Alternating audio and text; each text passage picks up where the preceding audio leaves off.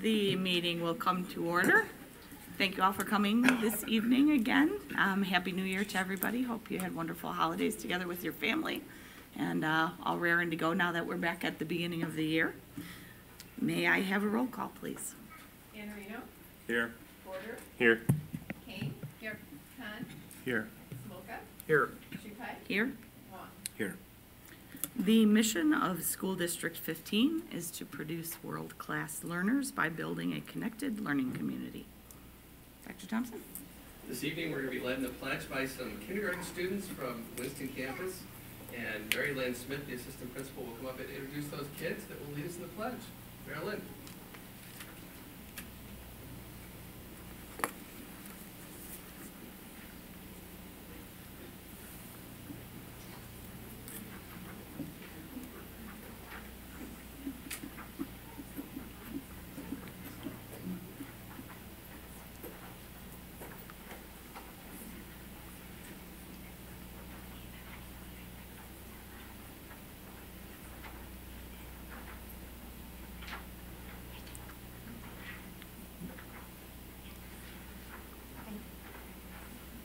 My name is Mary Lynn. I am the assistant principal at Winston Campus Elementary School.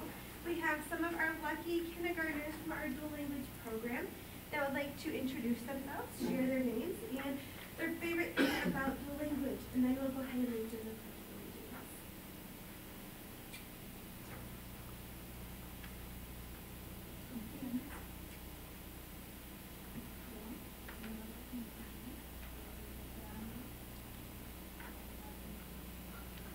No. And Lisa?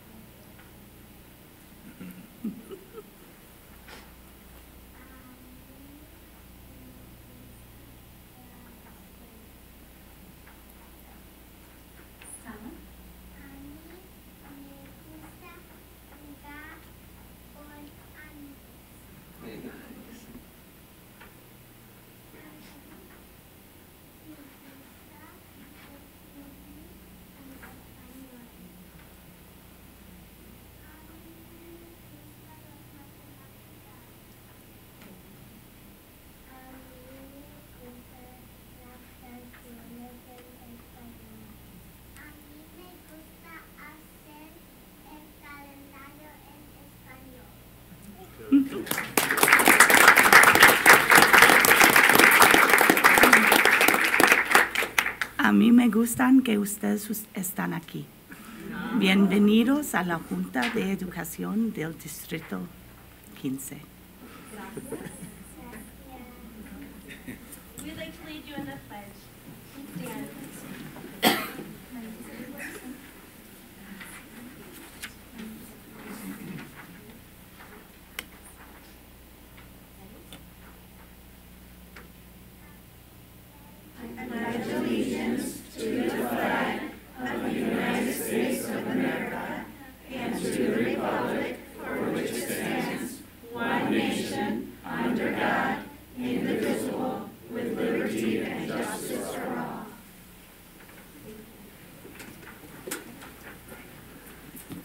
I think it's fantastic that you guys came. Yeah,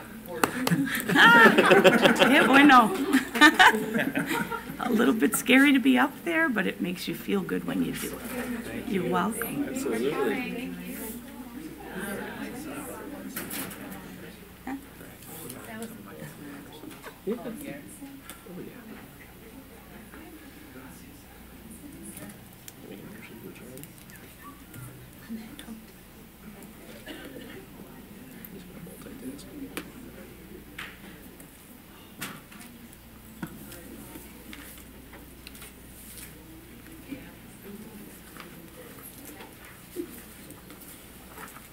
That's a really delightful segue into our next segment. It's really wonderful to see those kindergarten kids that get up there in front of us and speak Spanish. And thank you, parents, for bringing your children tonight, for having them participate in the program. We have a special recognition to begin the evening with tonight. State Board of Education recognizes people throughout the state that have done excellent jobs in education, and we had recognition for many of those people in the previous board meeting, but Dr. Cheryl Wolfel was not able to be here, and so we want to recognize Dr. Wolfel tonight. Cheryl, would you come on up with Meg, please?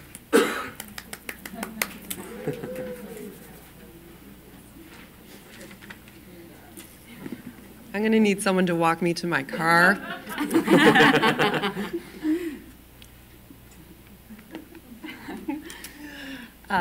President Shupai, Dr. Thompson, members of the board, and distinguished guests, it is my distinct honor to recognize my colleague and my friend, Dr. Cheryl Wolfel, who received the Those Who Excel Award of Excellence in October of 2018. The Award of Excellence is the highest level award in the Those Who Excel program. Myself and Dr. Barbini nominated Cheryl, and when we asked individuals for the letters that were required for the program, letters of support, everyone we asked was immediately thrilled and incredibly supportive of her candidacy based on Cheryl's fervent advocacy for the children of District 15, her instrumental involvement in the implementation of community schools at both Winston Campus and Willow Bend, and certainly her development of community partnerships with support services such as the Palatine Opportunity Center. And tonight, to say a few words about Cheryl's involvement with the Palatine Opportunity Center and Palatine overall is Kathy Millen, the Executive Director of the POC. Kathy.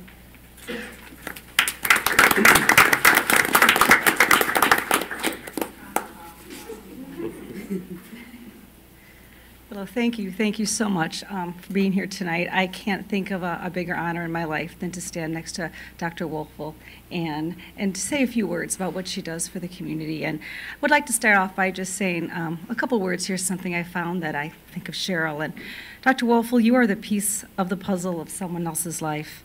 You may never know where you fit, but others will fill the hole in their lives with pieces of you. And I first learned about Dr. Wolfel. My name is Kathy Millen. I'm the director of POC. I'm also a parent in the community and have been for 31 years. When I went for my ESL endorsement about 22 years ago, I heard of Dr. Wolfel, and someone told me that if you want to learn how to see how someone can impact a community through language and to understand how all cultures impact a community and how we all work together, you need to get to know Dr. Wolfel. I said, really? So I did get to meet her, and she doesn't remember that, but I was just one of the many faces that went through her office one day. And then as it turned out, I became the director of POC, and that's where I met Dr. Wolfel. She was my board member. She works 7 days a week, as many of you know.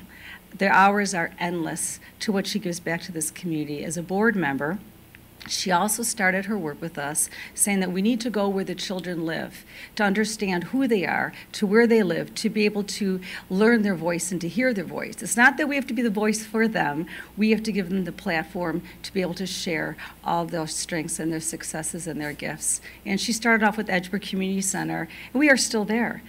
And there were times in our history that we thought maybe we need to close the doors there in Baldwin Green. And Cheryl said, close the doors. We get stronger. We get bigger. We open our arms. We reach out. And these children will grow. And these children have, Dr. Wolfel, they become leaders. They are in our staff here in our programs. They're going on to become educators in this world, in this town. They're coming back to Palatine. Dr. Wolfel knows that there are leaders in the community, and it's her job to help me find these leaders. And some of the leaders are here in this room tonight, and they are bilingual liaisons. And these are moms in the community that are so strong and are so powerful, and they are now giving back to their schools and the community. This was Dr. Wolfel's idea of that you build a community by finding the leaders within. I can go on for hours about her. She's one of the most incredible people I've met in my life, my mentor, along with hundreds of others. I'm so thrilled to be here tonight to share this word with you. Thank you for all you've done for this community. It would not be as vibrant a community without your work. Thank you.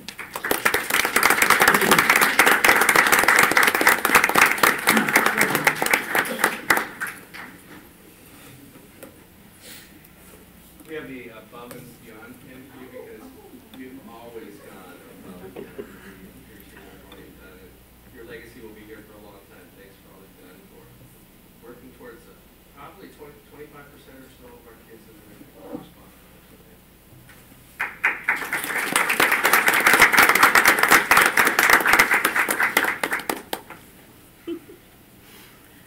were sad when you weren't here last month, Cheryl, to be honored with everybody, but I thought that this evening was absolutely appropriate, and it was fabulous that your dual language children started out the evening, because that is a lasting legacy. And I anticipate I speak for everybody on this board, but we were so excited when we were first seated and talked about dual language as a goal of ours, and had you immediately say, "Oh, I'm ready, I have the program," and we're ready to go with it like that. And to see the success of it and get the great feedback we get from parents and children and the educators that are involved with it is a true testament to who you are and what you are. Well, now we're going to move on to a report about student achievement presented to us by Dr. Edgar and Dr. Swanlin.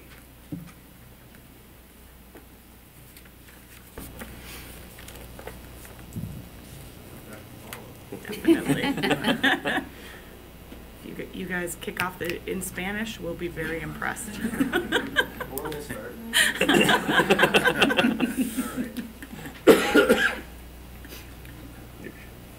So, President Shupai, members of the board, thank you for giving us this opportunity to talk about the district's achievement this year. As soon as this warms up, you'll see that it is in a slightly different format than we've had in the past. And as we talk more, you'll see that we have a different presentation to you, but it also holds a lot of similarities. The difference largely comes from the advent of the Every Student Succeeds Act, the new federal law that manages state accountability and continuous improvement.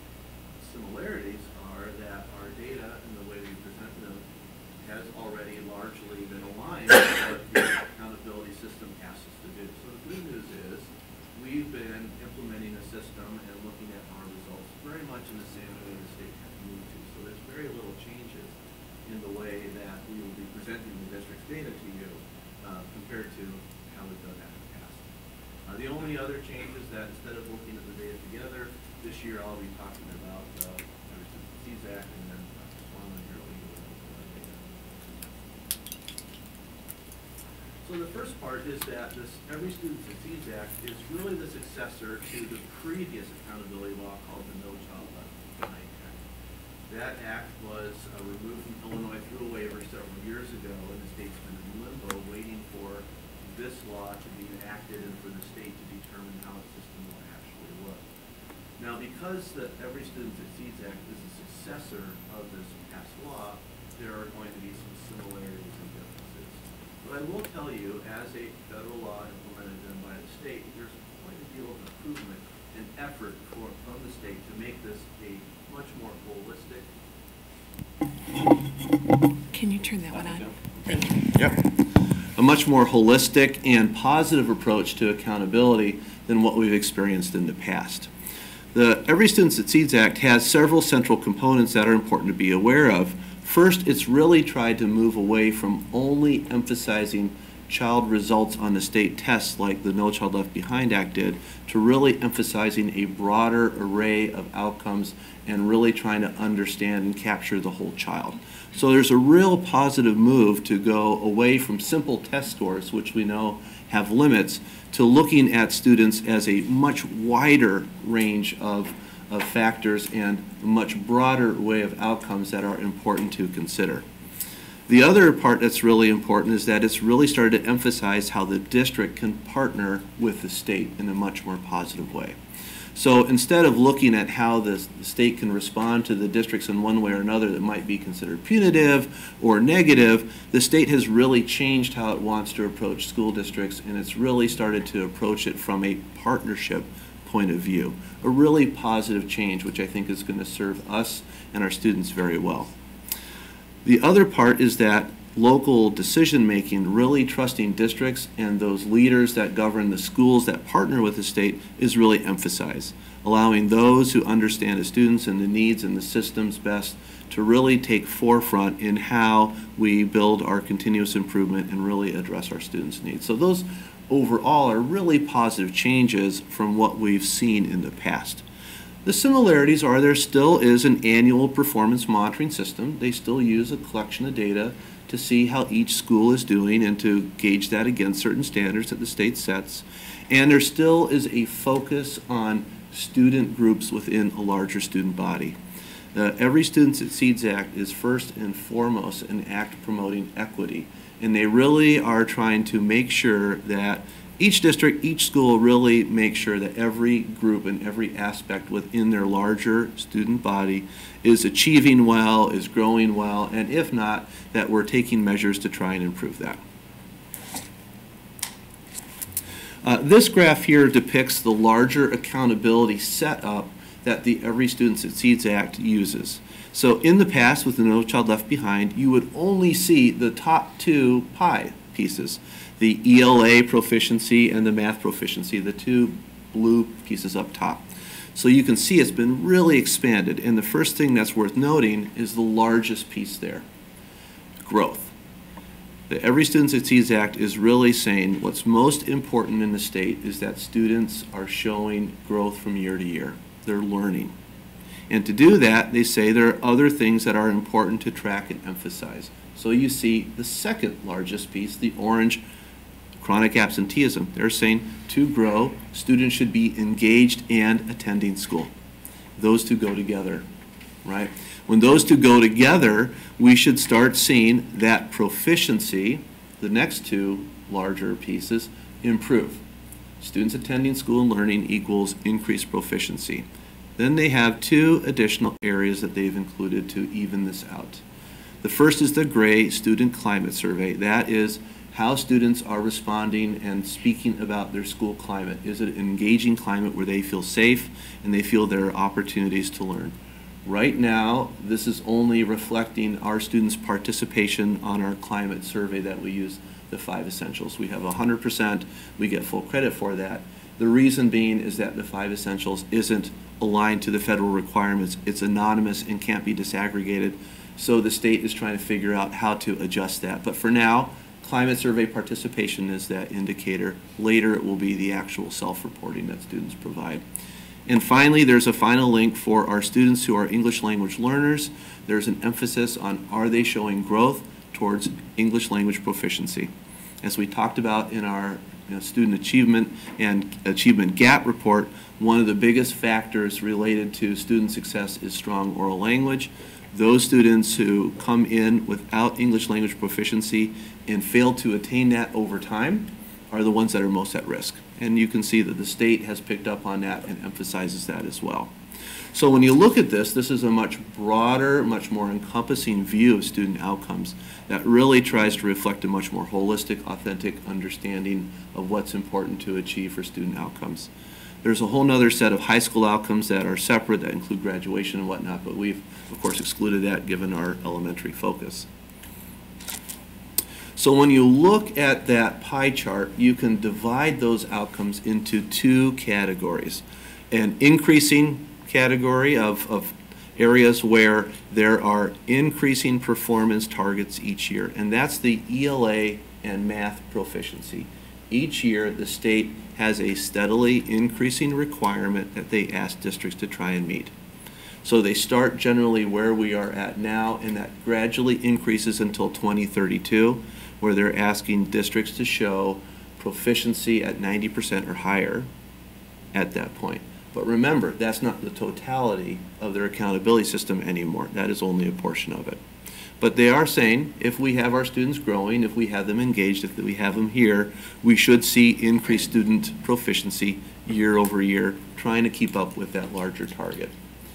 That's 20% of the larger formula. 80% of the formula are unchanging targets. That's the academic growth, the EL proficiency growth, the absenteeism and attendance, things like that. Those have standard targets that don't change. When you put those all together, what the state does is it creates these index scores. So a student gets a score assigned to them based upon how they perform on all those. And it gives them kind of an overall view of how that student is doing. Those index scores are calculated for these groups within each school. Again, it's trying to emphasize that equity approach. So the way that these groups are presented is in green and blue. It kind of looks like black and blue, but the green or black is those groups that have historically been present in an accountability system in the past. So those are ones that we've been monitoring for quite some time. But ESSA has introduced 2 new groups. The first group being students with IEPs that have been dismissed. So students formerly with IEPs, not to be confused with the artist formerly known as Prince. Sorry, I had to do that. The asterisk is meant to indicate that this is something that the state intends to use but has not figured out a way to do that yet. Their information system does not capture and maintain former status, and so they've had difficulty calculating this. So they intend to introduce it, they just weren't able to this year. The second new category is those students who used to be English language learners who have met proficiency and moved out of that category. The way a student leaves is they have to meet certain proficiency targets on the state exam, the access exam, and once they meet those, then they are removed from that label, but they are still monitored here as part of our accountability system. Another thing of note is that the state has really reduced the student number required to say that a school has a group within it. It used to be something like 20 per grade level, now it's 20 in a school. So it's a very granular approach. So if you think about what I've said so far, what the state is basically saying is we want you to look at a variety of important outcomes for students that total student proficiency in learning and readiness. We want you to look at those each year, and we want you to monitor those at a very granular level for our schools. And we especially want you to pay attention to these groups presented here, right? And they do that, again, because this is an equity law saying we want to make sure that no one gets lost in the larger results of the student body, but that we're looking at everyone. The way that then the system works is based upon how we perform, the state identifies a level of partnership they want to have with you. These partnerships are defined here as having 4 levels, right? And the partnership really is the state's way of saying, okay, we want to put schools into these levels so that we know how to approach them. So we have exemplary, which is those schools whose overall results fall in the highest 10%. In all of their student population, they don't have any groups that fall below that. So it's a very high standard, and what they've done is they say, we want to monitor you annually, but for some of you, we also want to offer the opportunity where you can partner with other schools to help them understand what you've done. So they recognize some of the accomplishments that those schools have had. All right, so that's their partnership there. Commendable is where a school is not in that top 10%, but they're also not in the lowest percent that they are worried about. These are schools that are performing very well, that they just say the partnership is we want to just make sure that we are monitoring and keeping in touch with you. There's nothing else they do other than just keeping in contact. Then we have what's called underperforming, and this is a particularly important category to take note of, and it's in part because it's really not well labeled. Underperforming means that the overall school is actually doing adequately. It means that it's doing the same level as a commendable school, but there happens to be one group, perhaps even a small group, that might not be performing at that level. And so really what this equity law is saying is that even if you have a small group that might not be performing at that level, the whole school is responsible for that. So they adopted this kind of label that says underperforming, but really what they mean is there's an underperforming group, even though the school is doing well, the school is still responsible to make sure they do something to address the needs of those students. And then finally, lowest performing. These are students that, or schools that have the overall results performing in the lowest 5% in Illinois. So every year you're going to have 5% of schools falling in that lowest performing. Every year you're going to have 10% falling in exemplary, and then a collection of schools falling in between. In Palatine, we have 2 schools that are exemplary, no schools that are lowest performing. We have 4 schools with underperforming groups, and the remainder are in the commendable category. So as we move into our larger display of our results, we'll talk a little bit more about ESSA, especially the indicators that they've used and how they apply to our district. You'll see again that we have a vast similarity of what we presented in the past because we're already aligned with how the state is asking us to look at our results. We do have 2 areas that we've added some information to make sure that we are, fully rounded out and looking at our students the same way that ESSA is. We've added an indicator on absenteeism, and we've also added some display of those index scores and how they're distributed in our school, because we really see a lot of positive, and we also see some areas where they'll point out some things that we're going to be addressing. So we hope that you'll see a lot of similarity and familiarity, and now we're going to have Dr. Swanlin here. Julie, hopefully this is going to work. Oh, It is. okay. Hopefully, I guess, not that it's going to work, hopefully I can figure out how to get it to work. It's more the... Oh, thank you. All right. So this summarizes our achievement data, and it's organized in 3 areas. First, we're going to look at proficiency, or like achievement. Next, we're going to look at growth, and then finally, we're going to look at some of those ESSA indicators and also some of the other indicators, for example, how students are doing after they leave District 15 and that attendance piece like Tom had mentioned. So this first graph that you see here shows the percent of students that either met or exceeded on PARCC, and it shows it over time, both in math and then ELA or English Language Arts. So you can see in math that we've had a slight increase from 41 to 44% of our students meeting standards, and then in ELA we've had a slight decrease from 50 to then to 40% of students this past year meeting standards. And if you look at this, it aligns a lot with some of our curriculum adoptions that we've done over time. Like math, we had envisioned the large focus on increasing math, school improvement, and we're seeing that increase. And now we're starting to have pilots for literacy, seeing that need in literacy as well in terms of our curriculum adoption. One thing to note is that from 2016 to 2017, it went from paper to digital in terms of that, and that could impact ELA, but overall we're seeing how this curriculum adoption alignment seems to be showing in some of our scores.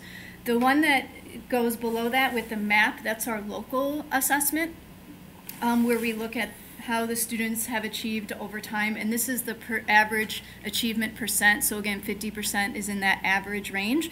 So it's shown to kind of emphasize the numbers, that the difference isn't really that significant, right? So we've gone from 58% of our students to achieving in math down to the 50, or the ELA at 55.5 in this past year, and then for math 57% in 2016, 55.5 in 2018. So again, not much of a difference whatsoever, but kind of just shows our achievement with our local assessment for the average in that area. The other information we have here is the reading achievement for students who speak Spanish, and we've taken the Lagravis test, which is a reading test in Spanish. So you'll see here in 2016, the average achievement was 64%, 2018, 67%. So when we're assessing students in Spanish in the native language, their achievement is showing up to be pretty strong in Spanish. Can I ask a quick question? Obviously, looking at the ELA numbers, you can see the decline over time, that we probably need to be doing something to put a little more emphasis on language arts. And I know that that's part of the plan. Curricular adoptions coming up. If I'm right, there was a pilot going on now. Could you talk a little bit to what, or if it's not you, Meg, or somebody, to what we're doing to try and stem those declines and bring those numbers back up? Right now, what we are doing is we're really looking at making sure that we have a strong, comprehensive model for literacy instruction. And that is including everything within reading, writing, listening, speaking, phonics, and word study. What we are doing right now is we are looking at building a true workshop model within reading instruction. And we're using materials from Founders of Pinnell Classroom for our monolingual English, and we're using things from other publishers like Okapi and other publishers that have rich diversity within language materials for our bilingual and dual language classrooms. Those things together are giving us the supports, the materials to really be able to target our students' thinking needs in reading that really shows up on all their assessments. And I know that right now what we're doing is we're piloting the process and the materials for K2. K3 next year we will probably be implementing K3, and then we'll be looking at intermediate.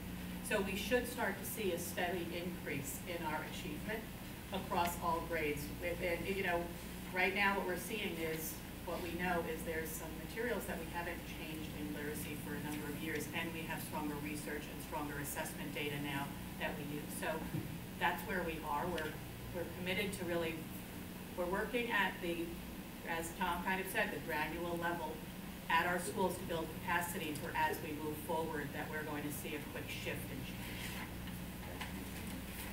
change. Thank you, Colin.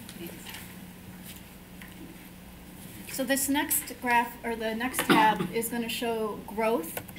This first statistic here is the park growth that Tom had referenced from the ESSA graph, right, the one that's 50%. And this is the average growth percentile for the district. And so this statistic is comparing growth for the students who had, and their start for students at similar place to from last year, from the year before last to last year. So it's like 1 year worth of growth. And 50% is average. So basically what this means is that in ELA, 46% of the students grew more than their peers, right? And in math, 52% grew more than peers. So that's like our average. So we're right there, right? We're showing that our students are showing this growth overall. The information below is the same type of statistic. This is for our local assessment map. We've had this one over time. This shows growth from fall to spring, so it's in that same year. And it's showing from 2016 to 2018. Our district target is 45. And so you'll see that over time we are consistently above our target. We're consistently above that 50%, meaning we have, or right around there, so right around 50% of our students are growing at that acceptable rate. Laura, is the concept the same there, where it is 50% growing at a higher rate than the rest of the class? So yes. Same metric? Yes, it's the exact same metric. So the higher the number, the more students that are showing growth, the more growth you're having. Gotcha. Mm-hmm. I got a question. So I guess how do you calculate the growth then? You're looking at the scores from 1 year versus the scores of the current year. So that's how it's calculated is slightly different for, in terms of time period for park and map. So for park, it's from that spring to spring. Okay. For map, it's fall to spring.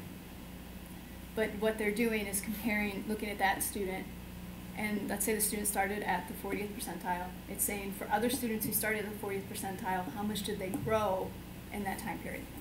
50% means they grew at the exact same rate as their peers. The higher, above 50, the more growth they had. So so this percentile in particular takes into account where a student begins. Okay, so Yeah. in 1 year the student was in a 50th percentile. The next year they moved up to 70th percentile in their scores. So you're saying they had 20%. They had growth. Actually, they had quite a bit of growth.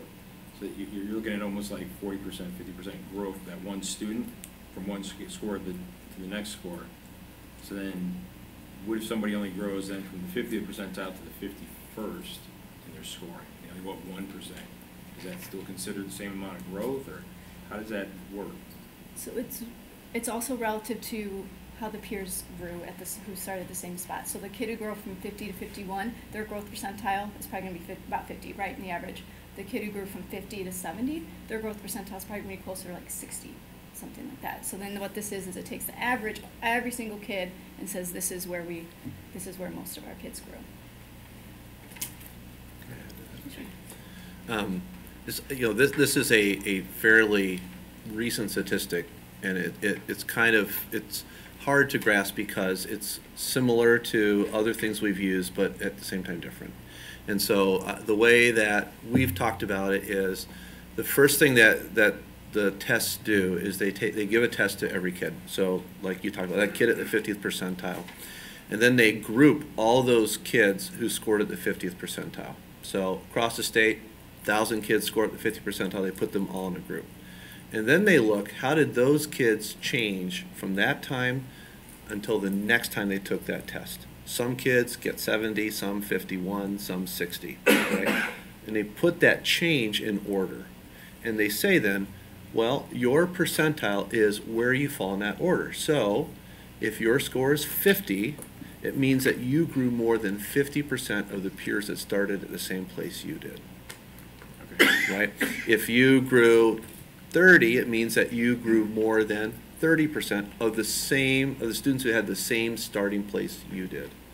So what it does is it looks at how much growth was made and reports that by comparing you to other kids that were also growing. So when you say a kid grew 6 inches, right, if we're talking about height, if a kid is 5 feet tall at 13 or 6 feet tall at 13, that inches, that's going to be different. And so they equate that, and then what they basically do is say, okay, 4 kids that had the same starting point, how different or similar really was that student's growth? And so the growth percentile is meant to tell you, okay, if we were to say our average, based upon kids that are starting at similar points at District 15, our kids grew better than, in here for Park, 46% in ELA. It means that we exceeded 46% of other kids that also started where we did. 54% exceeded us. We're right in the middle. And that small difference is probably statistically just noise, but we're right in the middle. 52% in math. When we look at kids who were similar to where they started at Palatine, we did as well or better than 52%. We're right in the middle. A lot of them did worse, some of them did better. We're right in the middle. And so the ideal is that we're at or above the 50th percentile each year. What we consider to be, maintaining and moving students is around that 50th percentile. It means we're having about the same impact on them that we would expect given where they started and what other schools are being able to do with those children. Does that help, Frank? Yeah. Okay. So this is something that we'll be able to track over time. So second graders started in the 50th percentile. We can look at them in 6th grade down the road to see, okay, we've had years to touch them now. Are we able to move that forward? And we can track those, and we can keep them in the same year over year cumulatively, year over year plus cumulatively to get a direct impact on how we're affecting those kids. Yes. Absolutely. And actually that's an excellent segue, Mike, because what you have here is Dr. Swan has also put growth in another perspective through like a cohort view. Yeah, so this looks at the average achievement of students who were within District 15 from 2nd to 8th grade. So this is the current freshman class. And so you can see in 2nd grade, their average was 56% or 58%.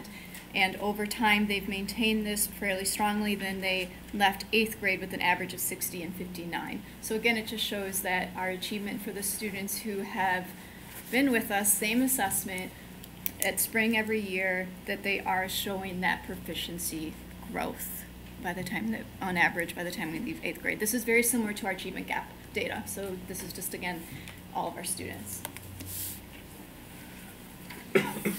So the third tab is where we'll look first at some of the ESSA-related information. So you see the pie chart. So it's a reference again to what it is that we were talking about and how ESSA was calculating the scores. And you'll see that dotted line is that index score that we had mentioned. The target this year was 37, and that's that target, to be commendable or above. And what we have here is all of the different groups. And if you first look at the blue line and the bars at the top and the bottom, that kind of shows the upper and lower range of the score when you look at all of our schools, right? So you look at all the 20 buildings and how did the groups do across the board in our district. And then that box is kind of the cluster of most of the scores, or more like the average for our district for each of the groups. And what you see here is a lot of areas to celebrate. We have many groups who are well above the line. And all of our groups, the average, are above the target. So you look at like Asian, former EL, white, for example, those groups doing really well. And for groups where we might have some areas of target, it's not all. It's not most, it's a few. So when we look at the groups, we can't kind of say one group overall is struggling across the board. In fact, it's the opposite of that. It really shows how there's a lot of areas of strength for our groups across the district in all of these areas. How is the target index score determined? That was determined by the state with that ranking from the exemplary, commendable, unsatisfactory. Yeah, so that's based off of what index score when you combined all these areas, attendance, growth, proficiency, EL growth, that target index score was kind of that standard, that cut score. that's their standard for commendable schools. It looks like when I look at it, there's the greatest distance between on ELs. We have a huge disparity, I think, across the district in terms of how strong our EL groups are performing, and I don't know, but I would hypothesize as we start doing more of the things like dual language programming, you'll see that bottom bar start to move up based on everything I'm hearing about the successes of the program. Yes, that's a great point. And then you get the light gray and the dark gray. What do those two designate? The boxes, the light gray and dark gray boxes So within so the light gray, for example, that's 50th to 75th percentile, and the Okay. dark gray would be 50th to 25th. So it just kind of gives that range when you look at all of our groups across the district. All right, thanks. Is that target index score something that will be ever changing every year? Yes, Yes. it will change because of those states steadily increasing proficiency requirements, so each year it will inch up. Yep. Mhm. And then the final information we have here first is the attendance. So on average, our daily attendance is 95%. And we have 8% of students across the district that meet that definition of chronic absenteeism. And then the next information is looking at students in District 211. And first, the graduation rate, so comparing students who attended District 15 to those who did not attend District 15, and the graduation rate is the same at 94%. And then secondly, we're looking at the percent of students who have taken AP courses from District 15 and comparing it to non-District 15 students, so that's 68 compared to 74%. One thing to keep in mind is that the average percent of students who take AP across the nation is 33%. So while there's a slight difference, we have a lot of students who are getting access to AP courses, which is really great. Another area of consideration is we've looked at this over time. Usually it's highly consistent. This year it's slightly lower, but it may be an anomaly, but something that we're definitely just going to keep paying attention to, keep working with the District 211 on, how our students are performing in the high school. Laura, when the non-D15 incoming students, where would you define that they come from? Is it private schools? Is it out of district? District 54, Oh, sure. it's the rest of two. All right. Yeah. Mm-hmm. I think too, I don't know, is the percent taking AP courses, is that our AP courses, is that our metric, or is that like a state metric? That's just a metric for us. Okay. Really. That's something we've been keeping track of, yeah. I think we'll, at some point, now they're doing so much more to 11, have to start adding in like dual credit courses, because those are college level coursework too, not just AP. Yeah. That's a very good Good point. Mm-hmm. Mhm. Mm-hmm. And could you guys define chronic absenteeism? Yep, it's a student who has 10% or more of the school year being absent.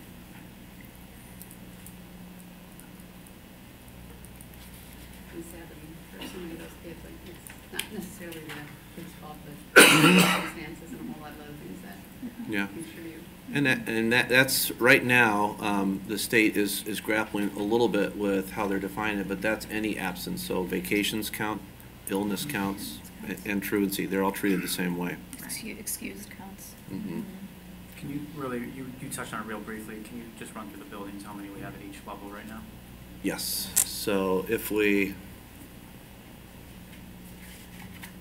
return back here, so Sorry, we. Making you play with that? Yeah. Oh. So we have at the high level here, exemplary, we have 2 schools. Lowest performing down here, 0 schools. Underperforming, we have 4 schools that have groups that are underperforming, and the remainder are commendable.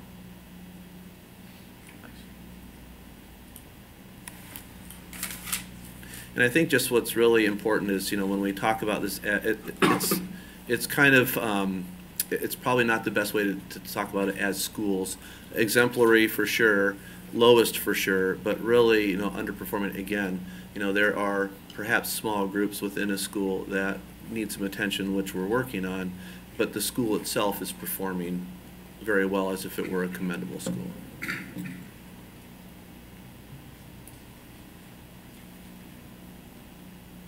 Anything else for the 2 of them? Thank you, nice job, appreciate it. Thank you. It's a lot of Thank you. information.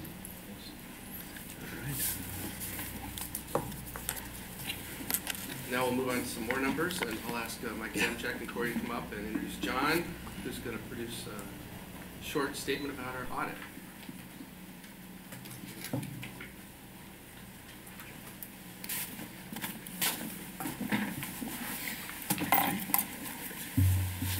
Good evening, President Shupai, members of the board. As the board knows, I've talked before in prior years, Corey does an excellent job coordinating our year-end audit, so I think it's only appropriate that he get all the credit for all the work that he does on the year-end audit, and also let him introduce John from our auditing firm. Yeah, this is John Epperson from Miller Cooper, and he's been on our audit for a few years now, and he gave the presentation last year and do it again tonight. All right, yeah, so, excuse me, I know the financial numbers are a little bit older because we're looking at a 6/30 year end, so I'm not going to go into each of the financial numbers in any significant detail unless you guys ask to go into them.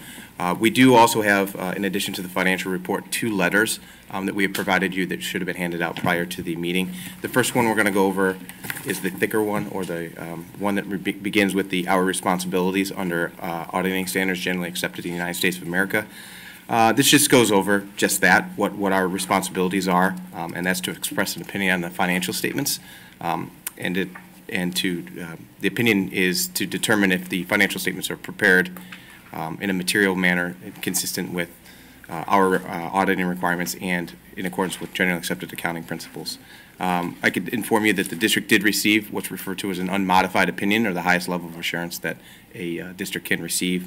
On their financial statements, there were no significant audit adjustments, no significant uncorrected misstatements. Further on in this letter, we discuss sort of new accounting pronouncements that were effective in the current year and then for future years. This is one of the years where we did actually have a more significant accounting pronouncement. It's GASB 75, and it deals with the recording of other post-employment benefits, and that's for the teachers for their THIS liabilities, and the district's plan, which is the traditional retirees health care plan. That did cause some delay in how the audit was finalized, and it had to do with an outside source that prepares the report for the THIS. Was not made available to us, or it was made available to us. We determined, we were one of the firms that helped determine that there was an issue with the report, and they had to go through and reissue the reports and a complete allocation report with every district included in it, and those are how we derived the numbers related to that.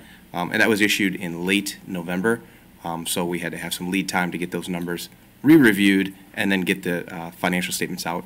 These financials were finalized on December 21st. That was the date in which we finalized it, and we received a representation letter from management, which they represented multiple things that gave us comfort in some of the inquiries we had made with them. Other than that, there is no more significant matters in that letter.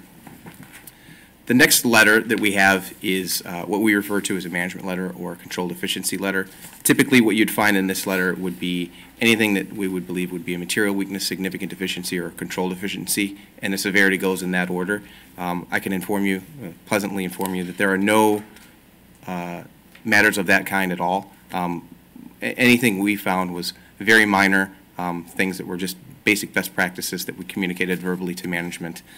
We do have one matter in here that we communicate to all of our school districts, and that relates to technology and data security risk.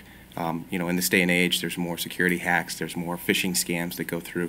So we're just letting everybody know that there's schemes out there, they're getting more sophisticated, and for districts to sort of reevaluate or come up with a plan, some have plans, I believe you guys do, you know, to revise that and revisit it regularly, given the current environment we live in. So next on the financial statements themselves, again, I'm just going to briefly go through them in just a little bit of detail. Page 1 of the report, as you flip through, is our opinion. It's a 4-page opinion, but again, it's an unmodified opinion, so it basically says that we didn't find anything, that they are fairly stated in all material respects.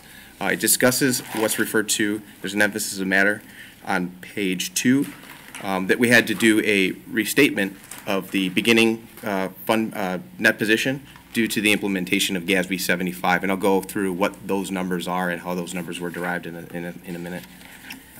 Page 5 of the report is the management discussion and analysis. which was written by Corey and the finance team here.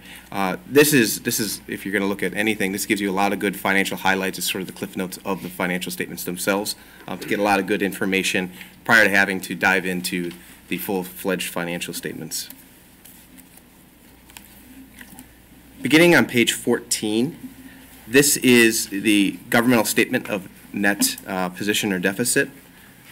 You'll see that it looks a little bit different this year because there was an additional almost $100 million of total. It was $97 million of total new liabilities that were put onto the books related to the implementation of GASB 75, mostly related to the Teachers' Health Insurance System Fund, which again, that's something where all the districts participate in it, and it's one big pool, and it gets allocated out proportionally to each individual school district, with the state also required to fund a portion of it as well, similar to pensions. This statement that was issued is very similar to the pension statement that was issued a couple of years ago. And this statement here is also prepared on what's referred to as the full accrual basis of accounting. So certain things like capital assets and long-term debt are presented here, where in the fund financial statements, the ones you're used to seeing on a month-to-month basis, those items, the capital assets are expenses incurred, and the long-term debt is shown as proceeds when they are received in, and as expenditures when they are paid out. Page 15 is just an income statement, like an income statement for the government-wide full accrual basis of accounting. 16 and 17 is the balance sheet that you're typically used to seeing, everything on a fund level on what's referred to as a modified accrual basis of accounting. There's certain reconciliation schedules in the financial statements that bridge the gap between the two different bases of accounting. Beginning on page 23 is the start of the notes to the financial statements. There's a significant amount of them that go into a lot of detail of some of the numbers that you see presented on the front of the statements, where you can get a lot of information on districts' policies and procedures and how certain numbers are derived, whether they're estimated or whether and what source they're coming from. The only one I really wanted to highlight is beginning on page 51, and this is the start of the notes related to other post-employment benefits for this new accounting standard that was issued. Previously, there was about 3 pages worth of notes related to other post-employment benefits. There are now upwards of 13. It added a significant amount more disclosure for transparency and to describe how the numbers were derived and what the agencies used, the actuaries used to determine those liabilities. The district's proportional share just for the THIS fund itself was $86 million. Again, that was something that was not recorded in the prior year. As you go further back into the financial statements, beginning on page 71, these are what are referred to as required supplementary information schedules. The first ones are on pensions, and you'll see due to the good investment year that 17 had, because these reports are in arrears, your pension liabilities decreased significantly for both the IMRF and TRS funds. And past that, you'll see some of the new schedules that we have for the new other post-employment benefit plan as well. The rest of the statements are sort of budget to actuary, actual comparison schedules, as well as some combining schedules and some other information on long-term debt. I guess that being said, are there any questions on the financial statements of the process as a whole?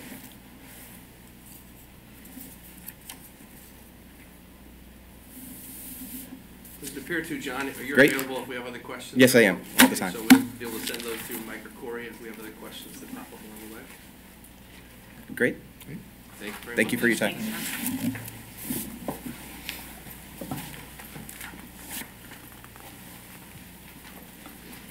Next on the agenda, a resolution to rename a school. I'm going to talk to the resolution for a couple of minutes, and then we will revisit it later. Dr. Thompson, as you all know, began his tenure in District 15 in 2010. On June 30th, he will retire after serving District 15 for 9 years. We have a proposal currently on the table today to rename Lake Louise Elementary School in his honor. Throughout his time at D15, Dr. Thompson has demonstrated a passion for children under his watch. He has led D15 through a time of changing demographics and educational complexity as a result of the same. During his tenure, he has particularly impacted a number of areas. Those areas include, but are not limited to, the launch of the D15 dual language program, which we were all able to take a quick peek at today, expansion of early intervention preschool classrooms throughout the district, reduction of food insecurity among our most needy students with the launch of the summer meals program and breakfast offered daily at all of our schools, the launch of the STEM programming throughout the district, and implementation of one-to-one Chromebooks. In our time serving on the Board of Education, Dr. Thompson has also diligently worked to find a way to economically offer full-day kindergarten throughout the district. And although this is not yet in place, everyone knows we continue to work on it, and he continues to come forward with potential solutions. And we hope and anticipate this effort will turn into a full-day kindergarten initiative in the future. So, how we came to this point. A committee that was comprised of D15 staff came together to discuss and plan what they deemed an appropriate manner of honoring their outgoing leader. Dedication of one of our 20 school buildings was deemed appropriate by the group. Lake Louise was selected particularly as the building to be renamed for several reasons. The first of which is that Lake Louise School is named after a subdivision. It doesn't currently have a name that's more significant than the subdivision, and therefore it was deemed an appropriate location. It also happens to be a school within our group that has an incredible high level of diversity, and that is a wonderful representation of District 15 as a whole. And finally, the programs in the building showcase many of the ways that Dr. Thompson has influenced District 15 during his 9-year tenure. Preschool programming is housed in that building, bilingual education, and special education, to name a few. Staff members were also consulted about this idea prior to it being placed on the board agenda. The feedback that was received was very much in favor of the change. The staff members that were part of that group have longevity with the school. Some of them have been with Lake Louise for more than 20 years. And they provided feedback based on their experiences in the building, both in the past and in the present. And although I was unable to attend myself due to a work obligation on Monday, I understand that an announcement of this intention that was made at Lake Louise during their staff meeting was very well received and applauded by the audience. And Dave, thank you for covering that. Well, when you first brought this up, I really felt like it wasn't something that I had ever thought would occur, and it's certainly something I didn't feel like I deserved. And the more I thought about it, the more I realized that this is really a celebration of the team, the organization. And the District 15 family has grown and produced a lot of positive impacts over the 9 years we worked together. And as you've seen tonight, Cheryl Wolfel, I mean, I couldn't have done anything like that without her here. The curriculum changes that have occurred, the things that are happening with the contract negotiations, the financial position that Mike Damchek has got us into. This has been a team effort, and so as I thought about maybe declining your offer, I thought, you know, in some ways this is a celebration of 9 years of a team working hard to make a difference for kids, and really, I think, hopefully putting the district on a trajectory for many years to come in a very positive way.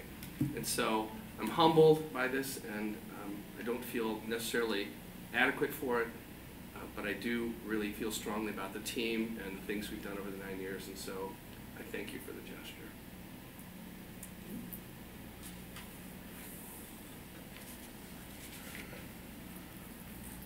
Superintendent's report. Yes, moving on. I'm just going to give a quick report on my midterm goals for this current school year. The goals I've shared with you from my contract that was created about 4 years ago. The first one was to investigate and report to the board about full-day kindergarten. We continue to work on that. We continue to look for space. That's what's really holding us back right now is space, and we're still looking creatively about trying to find space, and hopefully something will transpire in the near future. As you also are aware, we're working with the Boundaries Task Force, and the Boundaries Task Force is looking at ways to reconfigure the boundaries that might also offer some assistance. And so we're going to kind of work hand in hand with the Boundaries Task Force, and that group should be coming to you at a meeting in the near future to talk to you about what has transpired with that group and what their goals are and what they anticipate the timeline will be for their work. The second goal that I had in my contract was to develop a plan to create academies, and I think you've seen a fine example tonight of what Cheryl and Department of Instruction have done to create our dual language programs at Winston Campus and Jane Addams. Very, very exciting. Those will be expanding next year to first grade, and we're looking to see is there a possible way to expand the kindergarten program to a West Side school district. So it's been so positively received. I think it has a lot of potential for making an impact, and so I'm very excited about that, and I think that that's the update on that academy goal. The third goal was a curriculum revision cycle, and I think that you've seen and heard that Meg and her department has created that cycle, which is cyclical, keep going back and forth to revisit these things, but English language arts had been not addressed in many, many years, and you probably saw by the results from our scores that that was a factor of not having that done. But we are now in a really good place for examining our curriculum going forward and making sure that we're on top of that and making sure the kids get the best education possible. Preschool expansion, I think, we really expanded the program in 2015-16. Matt Barbini did a great job in finding more space, working with the CARE program, all those things that allowed us to increase the preschool expansion and the after-school care program. Fifth goal was to look at potential savings through busing schedule changes, and Tom and Mike presented that to you last year. That's still available to us, but knowing that the Boundaries Task Force is still working on their proposal to you, as well as really making sure that if that was a consideration, we go to the community and get a pretty significant input from them, because it means kids are going to start school earlier and kids are going to end school later if we go to a 3-tier system just to save money. And it impacts a lot of other things as well. It impacts after-school activities, it impacts after-school and before-school care. There are a number of things that are going to be impacted, but we have attained that goal. We've got the potential, the plan, and the board can exercise that if they choose the future. The last item was just to expand extracurricular opportunities for kids in the district, and I think over the course of the 4 years we've certainly done that. We've got community school at 2 schools now. Cheryl's done a great job with that. We've had kids participate in Capital One Coders Club. They continue to provide us money for that. We've got a partnership with the Museum of Science and Industry. We've got mariachi bands, robotic competitions at District 211, Young Entrepreneurs Association that met even tonight to create some new business models.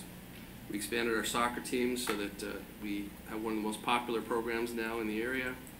We had a speech festival this year at District 211, which was kind of exciting. So, the next 6 months, my efforts will really be to work with the Boundaries Task Force, and they've asked that Dr. Hines be invited to come see those and be participation of that, because they're not sure that everything will be quite done by the time she starts, and so they want to catch her up to speed. We'll be continue to plan for the 19-20 school year so that everything is in place for Dr. Hines to take the reins and lead the district. And finally, I will be doing as much as possible to make sure that Dr. Hines has everything she needs to really be successful. She is a go-getter, and as long as you're not upset with me, I may ask her just to slow down just a little bit, because want her to establish some good relationships, want her to get to know the district before she tries to do too much. But I'm going to do all I can to make sure that she really is successful and takes the district to a new level. So that's it for my mid-year report. The next item in my section is just a quick discussion about the access to our school buildings. You remember I provided you with a 3-ring binder that Craig Phillips created. It showed 11 of our schools have entrances that go directly into the buildings. 8 or 9 of our schools have a system where they have to go into the office to get into the school. And Craig has created a plan for all of those 11 buildings to rectify that situation.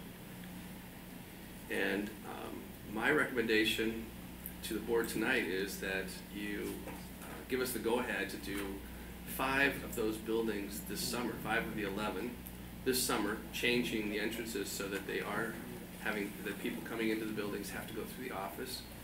And we'd ask STR to help us with the construction documents and the architectural plans for that. And we think that we can get 5 of them done this summer, and then we'll get the other 6 done. I won't be here, but somebody will do the next 6 the following summer. Do you, I didn't notice a cost associated. Do you have a good solid feel for a cost? Mike, what was it, $800,000 for all 11? Was that? Yeah, it's 810. 810. So each one has an associated cost based upon the specifics of the area. But we would like to try to do 5, and we think we can absorb those from some of our reserve funds for the summer and get that going. At the tune of about $400,000. Approximately. Depends which ones. Probably for those 5 would even be a little bit less, but that would be the high end, yes. It's like this building is going to be very expensive because we have to create a new wall in front of it. Carl Sandburg Junior High, all we have to do is really move windows and doors. The structure remains identical. We just move some wiring in the doors, so that'll be less expensive. But we're going to try to do the ones that are less involved and less expensive this summer. And in addition to the cost, is it feasible with the other construction projects that we discussed, the school improvement projects? Yeah, I think we feel pretty confident about that. We'll certainly work with Jennifer from STR and make sure that we get that done. They're not extremely involved, as far as a lot of construction is concerned. Yeah, I think the lower ticket items were like adding a door between, within the vestibule.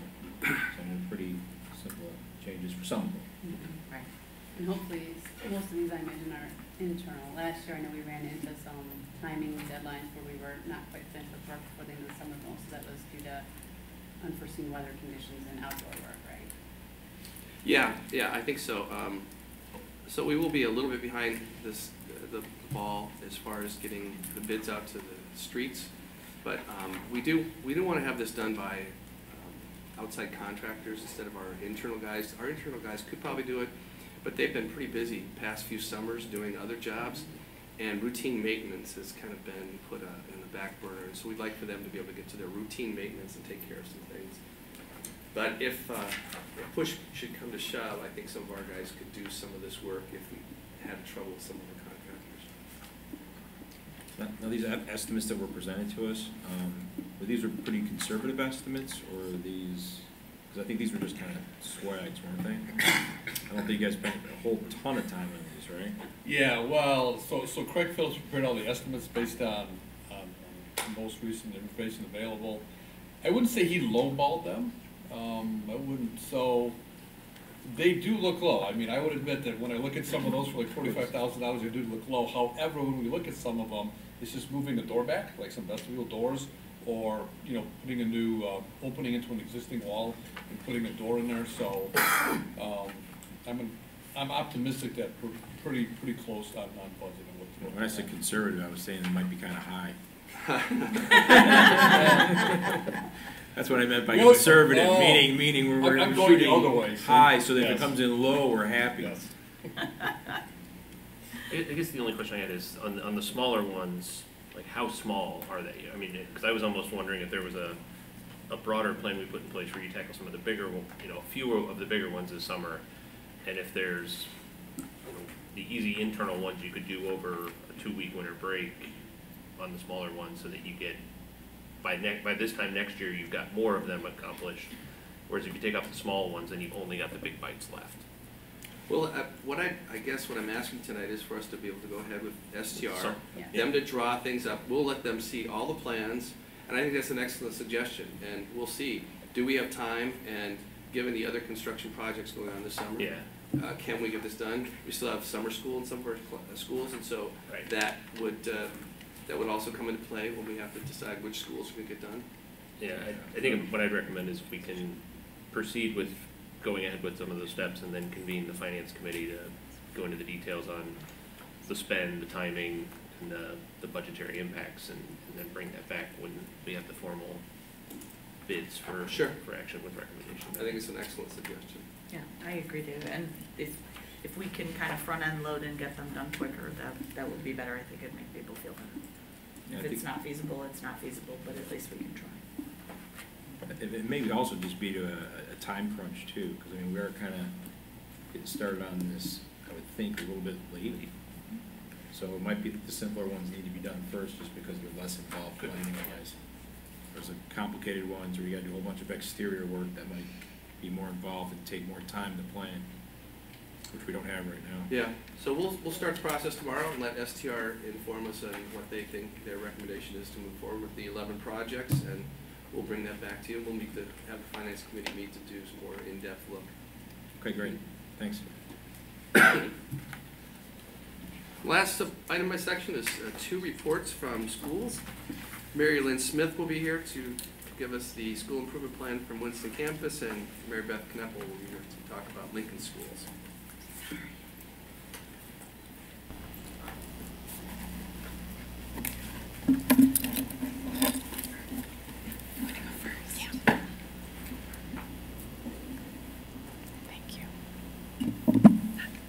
Thanks.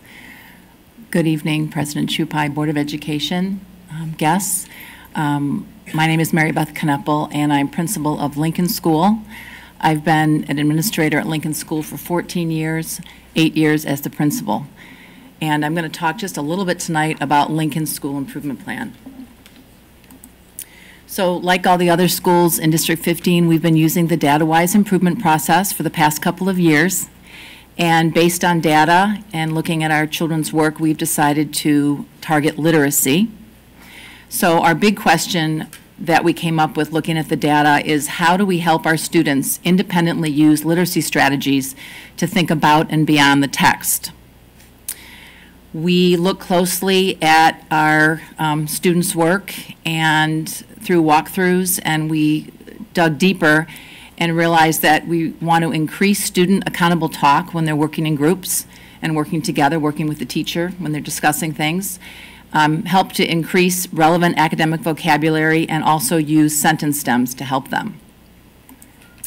So this is an example of sentence stems in the primary classroom, and if you walked into a Lincoln classroom in the primary, you'd see students maybe holding these talking stems as they're participating in discussions. The teachers might be using them to help kids. And then this is an example of sentence stems in intermediate classrooms. This is from a 6th grade class. Students have table tents that the 6th grade teachers have come up with that are in the middle of a discussion group that the teachers can use working with a small group, or the kids can use with one another. And then this is just a picture of a student in a guided reading group, and it's a 1st grade student reading, and they have their sentence stems in front of them to use if they need it when they're having a discussion. In the corner, there's a bookmark that has some great decoding strategies for them to use as they work.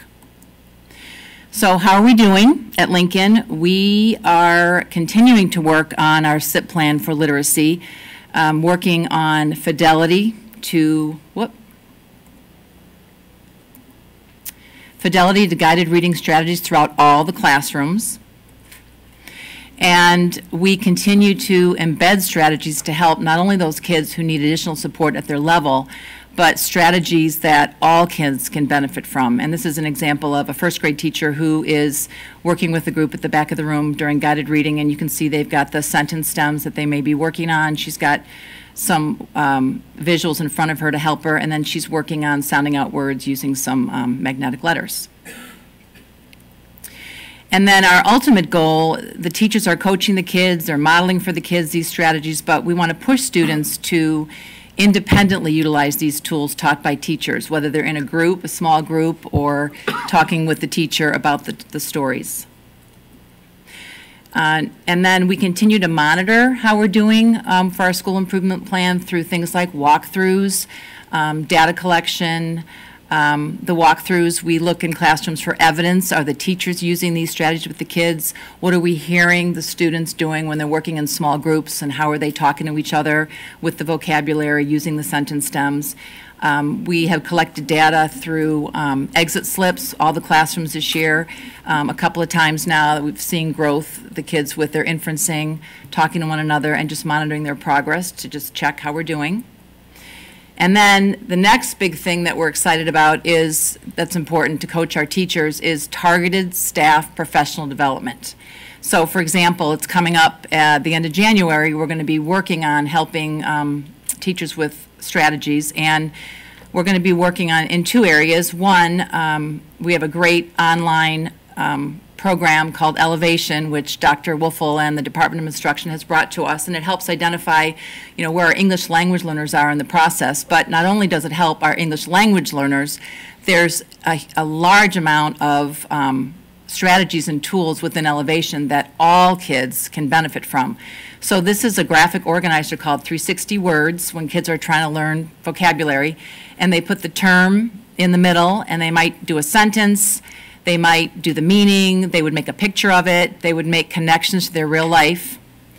And this is an example of a 6th grade class using this strategy when they're learning vocabulary. So what you're going to see is a 6th grade group of kids using the 360 word graphic organizer, but also using the other thing we're going to target in professional development is what we call CLR, culturally and linguistically responsive teaching.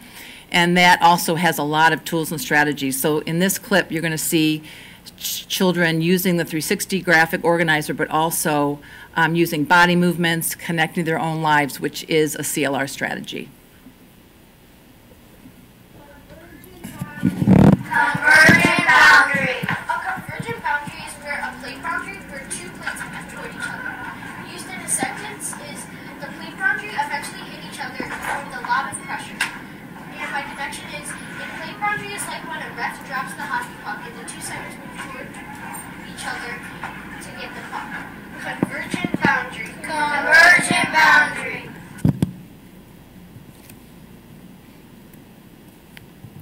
So what the student was doing, he was working on convergent boundaries, the vocabulary word, used the graphic organizer, but doing this to show it what it looked like, and that helps the kids remember the vocabulary words.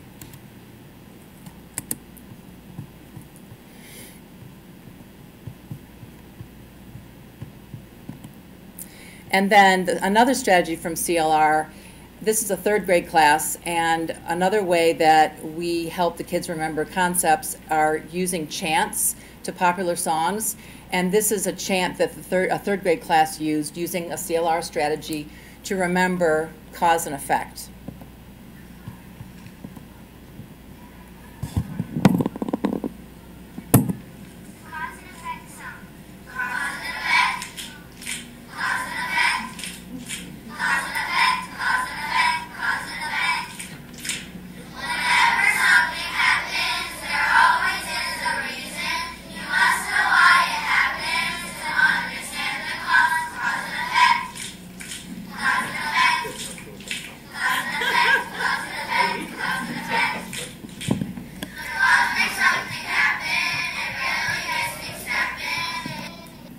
So it's to the Addams family, but you know they will not forget what cause and effect means by these chants. So we're excited about CLR and Elevation for strategies to help with our school improvement plan, and thank you for letting me share this tonight.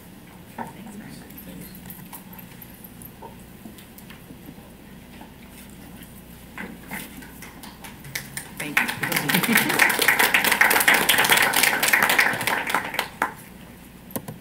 Mary Lynn is here in place of Andy Tiemann. Andy unfortunately broke his foot and is laid up at home. So Mary Lynn, thank you for coming tonight. President Shupai, Dr. Thompson, Board of Education, thank you for having me. It is my honor to be here in place of Principal Andy Tiemann. He has big shoes to fill, but I assured him I would do a good job. So I'm here to talk to you about our school improvement plan here at Winston Campus Elementary School. One of the best things I have to say is we could not do our job if we did not have the professional, collaborative, and trusting staff that we do. So the purpose today is to educate you on our learner-centered problem that we have discovered through the data-wise school improvement plan process, which again, it focuses on understanding that language and vocabulary acquisition impacts student learning. And with that as a focus, it's going to help our students understand the array of vocabulary that's used in ELA as well as math and any other parts of their day. Specifically for this year through DataWise, we are looking at math, although we do recognize it does happen in other areas of the day. For our purposes, for our workforce, we're thinking about how are students and teachers using math vocabulary in the classroom. We're also looking for the different cooperative learning strategies that our teachers are facilitating and our students are starting to initiate independently during instruction. We're looking for students pursuing and understanding. So what tools are they using or how are they demonstrating their understanding of learning as well as expanding their language acquisition? With the collaboration of our team, it's been exciting that we've been able to implement peer walkthroughs to help us through the data-wise process and really look for these look-fors in the classroom and collaborate and talk about how we can improve our instructional practices with their continuous growth and improvement. So we have a short video so you can hear how we've come up with peer walkthroughs and how we're doing them this year at Winston campus.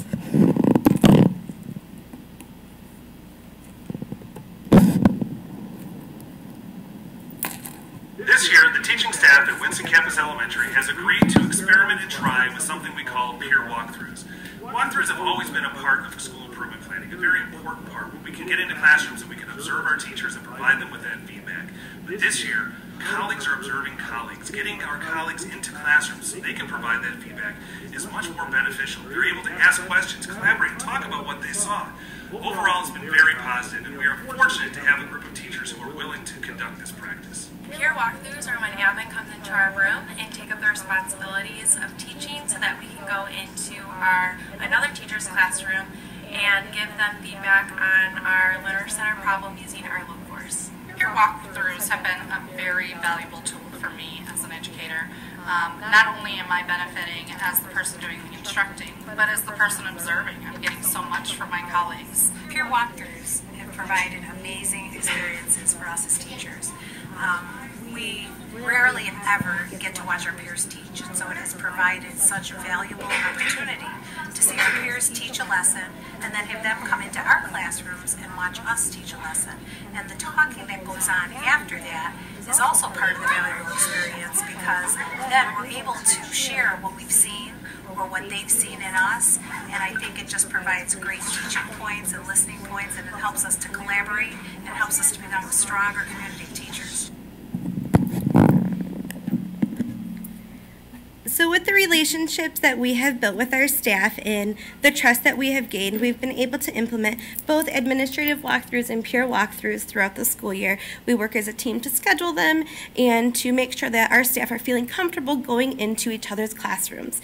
The tool that we have created, we use to collect the information for our look-fors. Then we're able to come together, analyze the data, talk about instruction, and talk about how we're having that continuous growth and improvement. Our next steps, we are also going to utilize our January 22nd Institute Day. Similar to Lincoln School, we're also using our Elevation platform to really teach us about our students and the different types of strategies and supports we can enhance our instruction with. We analyze our data, we look for our trends, and then we're going to come up with that assessment tool to determine if our instruction is improving or if we're needing to make some changes together and collaboratively as a building based off of our data. Any questions? Thanks, Marilyn. I love your use of the new logo. It's very poppy. Thank you. Thanks very much. Thank you. Thank you.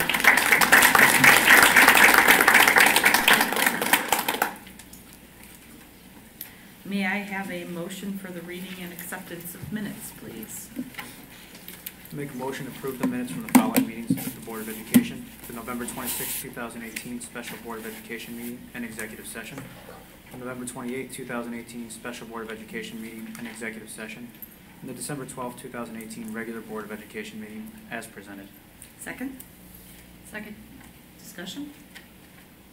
Roll call? Iannarino. Aye. Porter. Aye. Kane. Aye. Hunt. Aye. Smolka. Aye. Shupai. Aye. Wong. Aye. Motion carries. Board discussion and reports. Ed Red. Frank? The legislature was not in session, so there's nothing to report. Thank you very much. Quick one. Barb, 155. Yes, I can report that the 50/50 raffle, the 529 raffle, is open, and it is going incredibly well. As of Monday, we had sold 60 tickets. As of today, we're up to 90 tickets. The more tickets that sell, the more money you'll get if you win the 50/50 raffle, with a total maximum prize of $26,450 to be spent towards college expenses. So tickets are $100 a piece, and you can find more information or purchase them on the website at ccsd15.net/529. I did it last night, and it was very easy. Just with the link, and real quick, everybody should plug in. Finance Committee. Dave, Anthony? No new updates. Nothing, we're gonna meet to talk about the building stuff. After now. the building. Equity Committee, Zubair, Mike? We have nothing to report at this point. I did talk to Dr. Edgar. I think we'll sit down with him. I think a lot of the information that we saw from the report today was similar to the stuff that we had seen in the prior report. Trying to now kind of get together, talk about how we can implement some solutions. Excellent. Superintendent's Communication Committee. Nothing to report. All right. We will now open our meeting for public comment. Please remember that this is not a dialogue between you and the board. If you have any specific issue that you would like a response to, Superintendent Thompson will get back to you. Please state your name and identify any group that you represent, and limit your remarks to no more than 5 minutes. If someone has previously articulated what you would like to say, please agree with them, rather than reiterating the entire comment. And finally, avoid any type of commentary specific to any person, student, or staff member, respecting the right to privacy. This is not the forum to comment on personnel issues. No commentary. Yes, sir. Yes, please, come up and sit at the microphone.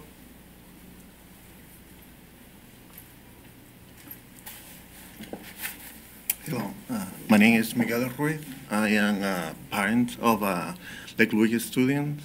I am a neighbor of the school. There is some concern that I want to express related to the renaming of the school. The first point is related to the awareness of this rename. Me, myself, I was just aware yesterday. I think that one of the things that is expressed in the social network and a lot of the community is that we were not aware that this is happening. As being in the social network, in the press, related to this point. The other point was related to the name, the meaning of the name of the school. I think that is per se don't have any meaning, but has been with us for 50 years. We are in the city of the Sears Towers. I will be always Sears Towers. The life of the people, of the kids that went to the school will be always Lake Louise, and we feel in that point. How you mentioned, there is one of the schools that have a high diversity. Most of the comment that the people were doing is like they feel that there is probably other names that will express that diversity in a better way.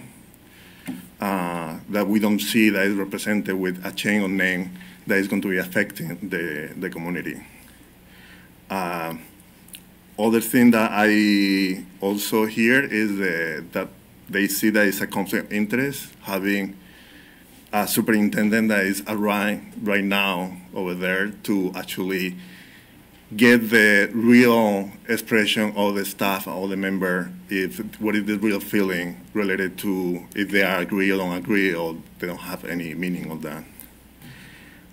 One of the issues that has been, or one of the ways that they're being expressing is that this is something that this district has been doing to give the name of the superintendent to the school.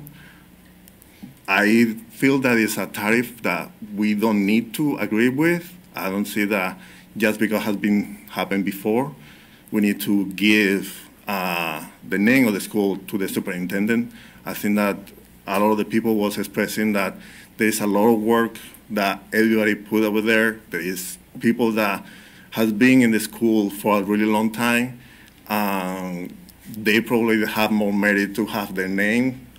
Even so, maybe another kind of name that will represent, like I would say, like a diversity person or something that will express most that concern. So my proposal is to try to educate more the community, to get more engaged the community with that. If we can postpone that to another time so we get more agreement. Because a lot of the movement that we see is literally just from a few days ago that we see that it's happening. After that, probably it's going to be moving more. So my proposal is to postpone that to a later time that we can get more engaged the community. Thank you very much. Thank you.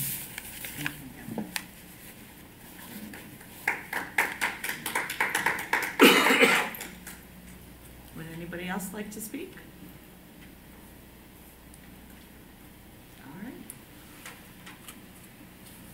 Action items? Item 19-120, the personnel report. A motion, please. I make a motion to approve the January 9th, 2019 personnel report, including the following recommendation. Recommendation for termination of Mario Di Benedetto as presented. Second. Discussion? Roll call? Porter. Aye. Kane. Aye. Hunt. Aye. Smoka. Aye. Shupai. Aye. Aye. And Rita. Aye. Motion carries. Item 19-121, resolution authorizing the renaming of Lake Louise Elementary School to Scott B. Thompson Elementary School. Motion? I make a motion to approve the resolution authorizing the renaming of Lake Louise Elementary School to Scott B. Thompson Elementary School as presented. President Shupai? Yes. I'd like to make a motion to postpone the vote on this pending motion until we can do a cost analysis and get more feedback from the Lake Louise community and the District 15 community. Okay, Frank. Second? Second. Discussion? So, we made, Zubair made a motion, so he has to withdraw it. I mean, Frank, you want him to change his motion, amend his motion? Sure, I was just making the motion to postpone the pending motion, which I thought had come after the motion was made. This is the first time that we've ever adjusted, so. Yeah, pull out the Roberts rules, I guess. Zubair, do you want to adjust or do you want to withdraw? Or? No, in terms of, I mean, I'm not, I wouldn't like to amend my motion, so I think if it's not going to be seconded, it would, you know, we can go on to Frank's motion. So the motion, Zubair's motion withdrawn, Frank's motion, do you need to make it again or second? Well, I think is there no second to, I guess if there's no second to my motion, the motion can't be heard. Then it won't be heard. It will kind of fall on its own. And then you can go forward with my motion. I'll second Zubair's. I guess it's.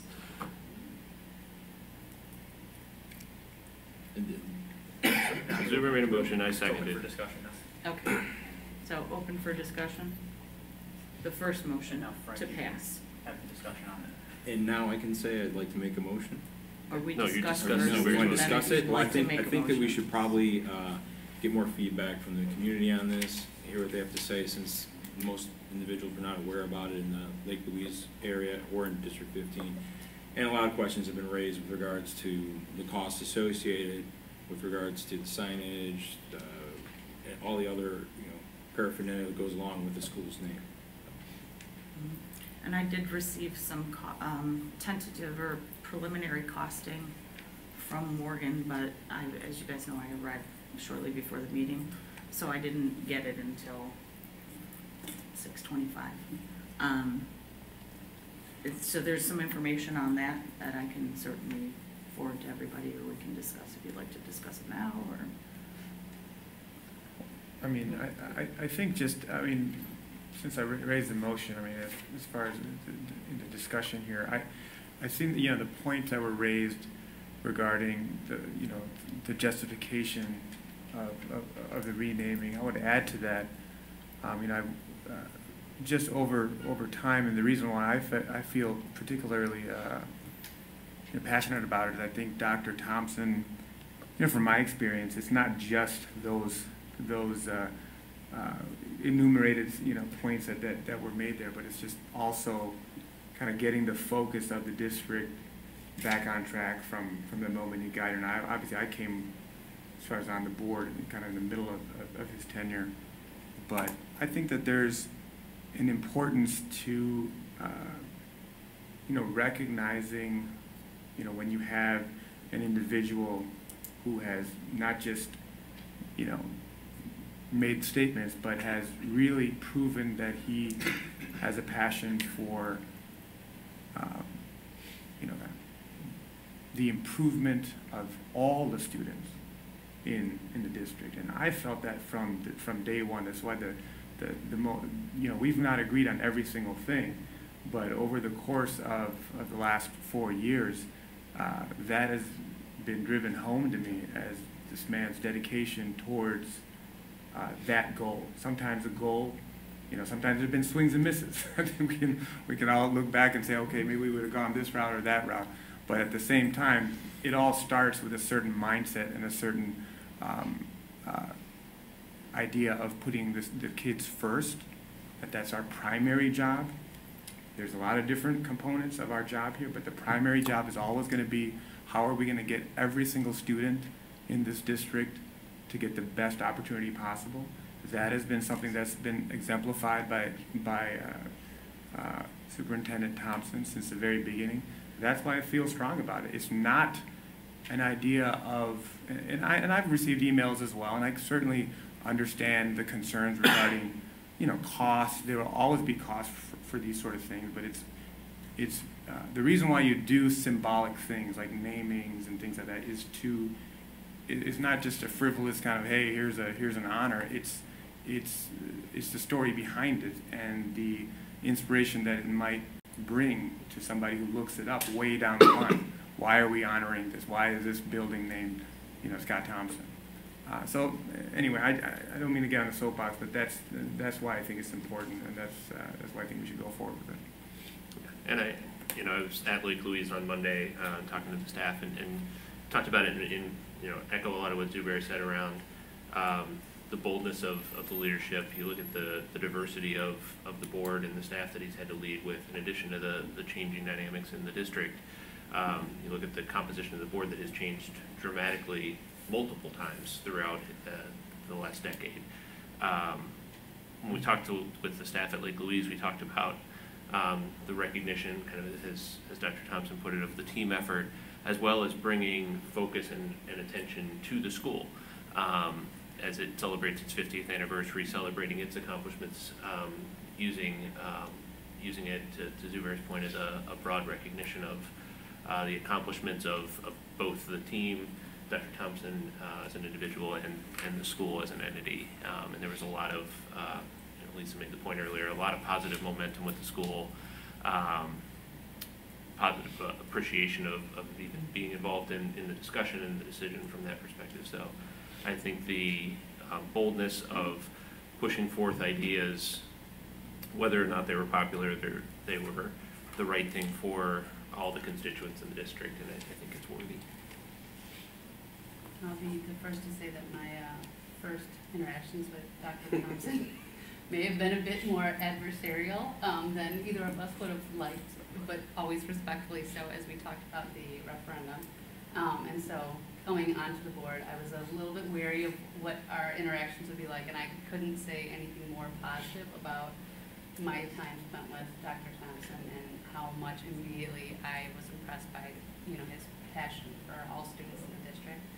That said, I also feel like, while that is my personal opinion, I also have to respect the opinions of the community, and I have barely touched the surface of the emails that have come through, so I'm with Frank in that I would prefer to have a little bit more time to digest community intent and maybe give some more people a little more opportunity to provide some feedback.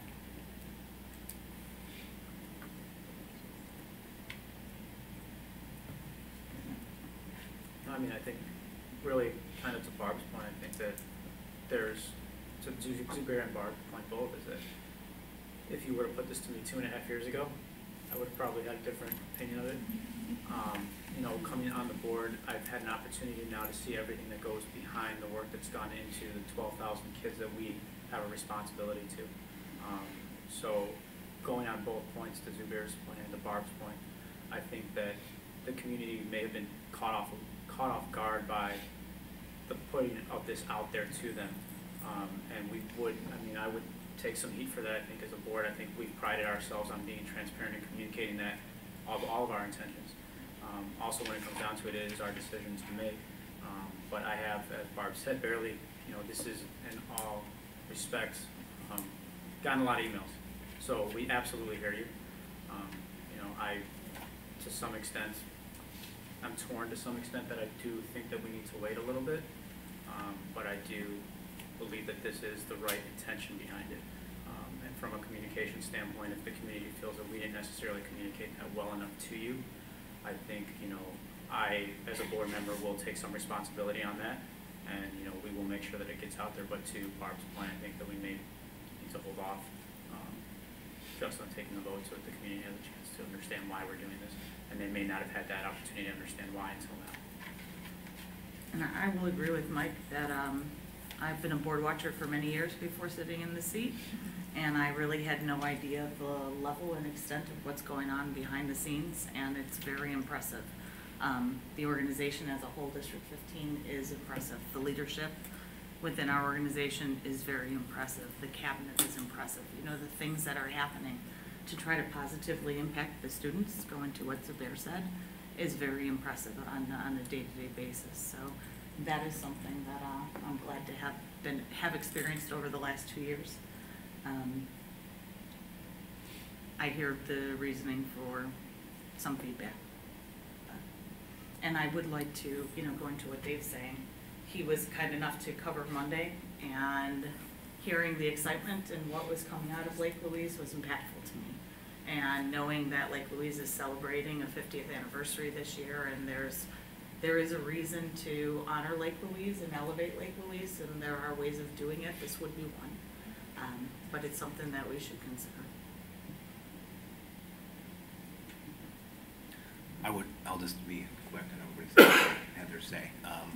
But I do think, you know, this board, again, and just going off of Zubair and Dave and Barb, everybody said, I think there's a high mutual level of respect for you, Dr. Thompson, for what you do and being on this board, being able to see the impact that you make for the district and our children is tremendous.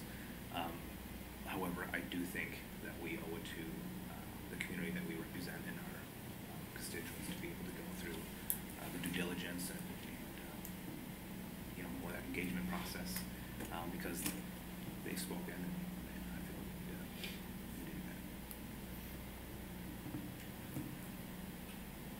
So let's hold off the. So we need to make a motion to table it to the next meeting, I believe. Because the motion's on the table. So it has to be defeated or tabled. I motion to table the motion.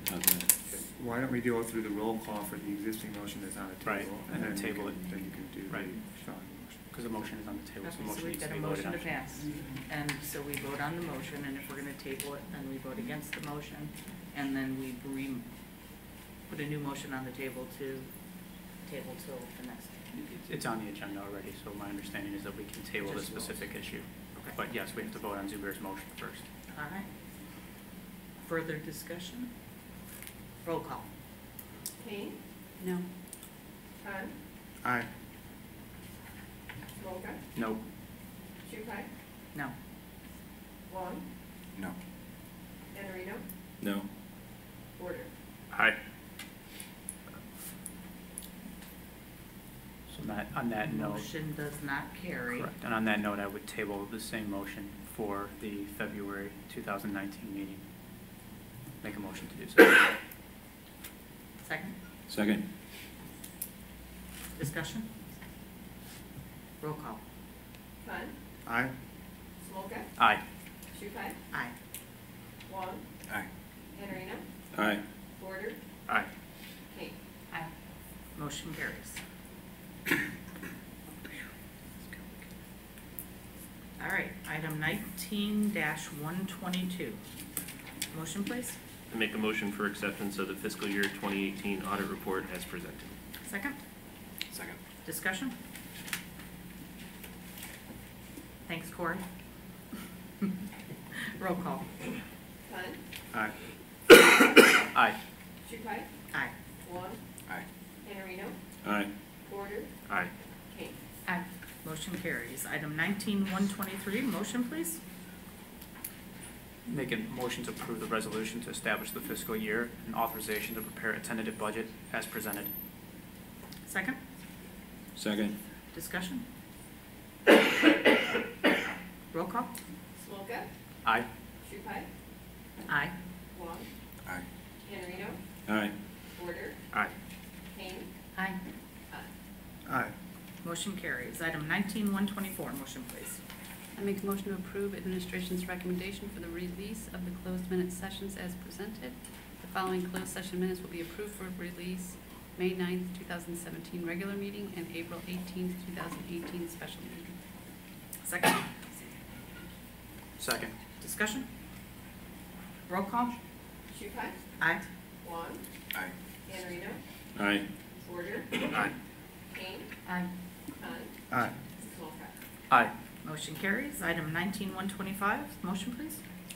I make a motion to award the contract for the filters bid 19-011 to Chicago Filter Supply, Elko Village, Illinois, for a total amount of $27,600.02 as recommended. The award is based on lowest vendor meeting bid specifications. Second. Second. Discussion? Roll call. Wong, Aye. Iannarino, Aye. Porter, Aye. Kane, Aye. Khan, Aye. Smoka, Aye. Shuhei. Aye. Motion carries. Item 19-126. I make a motion to award the contract for the convection ovens bid 19-012 to Douglas Equipment, Bluefield, West Virginia, for a total amount of $50,950.20 as recommended. The award is based on lowest vendor meeting bid specifications. Second. Second. Discussion? Roll call. Iannarino, Aye. Porter, Aye. Kane, Aye. Khan, Aye. Smoka, Aye. Shuhei, Aye. Wong. Aye.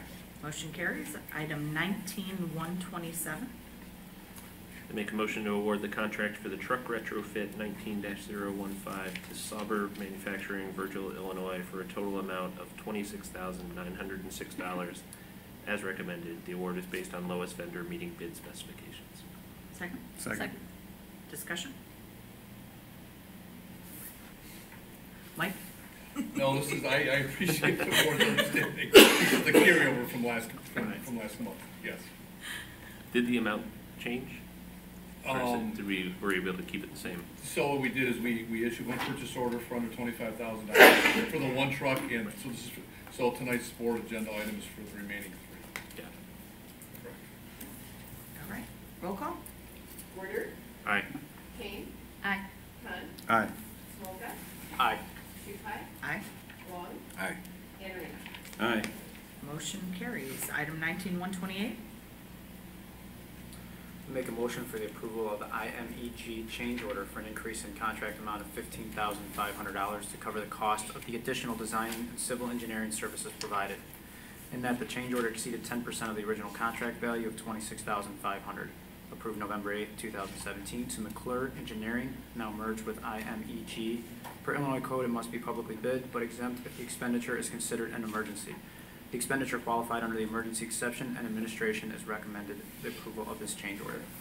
Second? Second. Discussion? Was this specific to lights? It's the same purchase order, right? Is this the third? Yeah, so prior board meeting, we had a change order for the contractor because we had bad soil. So this change order is for the civil engineering, which is related to the bad soil, number one. And then the city, Village of Palatine had some engineering changes once they came out on site. And then while we're on site, we actually, administration recommended some lighting changes that'll give us more energy efficient lighting. So we have less lights, but have more lumens and provide better lighting for the lot. So it's those three items that we had to get the services of IMEG to make those changes for us. Gotcha. Palatine or Rolling Meadows? I'm sorry, Rolling Meadows because it's at CLA. Okay, I just want to make sure I had the Very right good, topic. yes. Okay. Roll call? Kane. Aye. Hunt. Aye. Smoker. Aye. Shuhei. Aye. Wong. Aye. Iannarino. Aye. Ford. Aye. Motion carries. Item 19-131, would anyone like to remove anything from the consent calendar? May I have a motion to approve? I make a motion to approve the consent calendar as presented. Second? Second. Roll call? Hunt. Aye. Smoker. Aye. Shuhei. Aye. Wong. Aye. Iannarino. Aye. Porter. Aye. Aye. Motion carries. Correspondence, Dr. Thompson? There were 5 requests and 4 responses for information under the Freedom of Information Act during the period from December 6th to January 3rd. On December 6th, we received a request from ProPublica, Illinois, and the Chicago Tribune. The extension letter to respond to the request for 5 additional business days was sent on December 13th. The response to this request is sent on December 20th. December 17th, the request received from Angela Meinzer. Response to this request was sent on December 21st. On December 17th, the request was received from Angela Meinzer. The extension letter to respond to the request by 5 additional business days was sent on the 21st of December. The response to the request was sent on January 2nd. On December 20th, the request was received from Dennis Wagner. The request was withdrawn on December 21st. On December 20th, a request was received from Valentina Stanke of the Chicagoland Construction Company. The response, there were no records available, so the request was sent on December 28th. All right. Adjournment. May I have a motion to adjourn, please? Make a motion to adjourn? Second? Second. Those in favor? Aye. Meeting adjourned.